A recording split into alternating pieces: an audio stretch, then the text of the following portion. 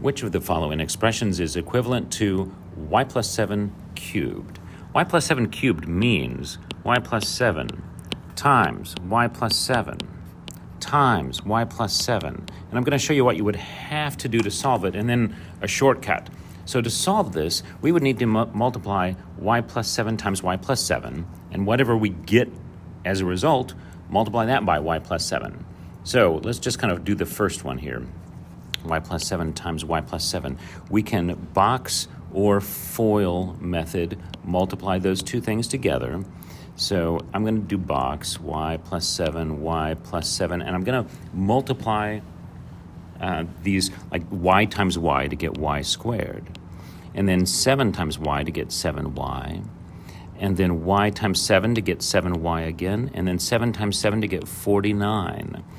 And now I can unpack the box. Notice that these two terms are addable. They're like terms. So I get y squared plus 14y plus 49.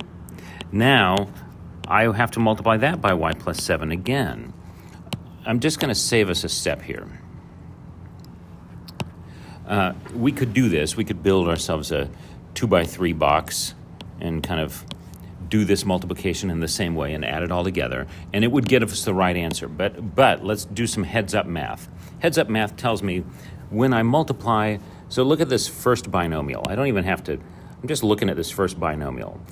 When I multiply that together, I'm going to get a y squared term, and I'm going to get some plus some number of y's plus 7 squared, or 49. So I started with a 2x2. I started with, a binomial here and a binomial here, and I multiply them together and I get a trinomial. If I then take this trinomial and multiply in a binomial, multiply it by y plus 7, I'm going to get y squared times y is going to be a y cubed term. I'm going to get y squared times 7y. I'm going to get some kind of, that's y cubed up here.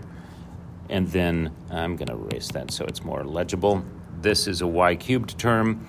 Now if I multiply y squared times that, I'm going to get a y squared term. If I multiply some number times this, I'm going to get another y squared term, which you'll just add here. So we don't have to write it down again.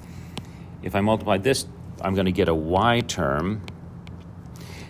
Now I'm ready for the 49. Let me erase all this chaos up here. So I'm multiplying the 49 by everything. Multiplying the 49 by everything, I'm going to get a y term, which I can just add to that y term. And I'm get just a constant number. So some constant, a number. So I'm going to end out with 4 terms, a y cubed term, a y squared term, a y term, and a constant. The answer has to be A. That's the only one that it possibly could be. So I can go through the effort of actually multiplying, or I can just recognize that that y plus 7 squared will result in a y squared and a y and a constant, and then if I multiply that by another y plus 7, I'm going to get something like A. 4 terms. Excellent work.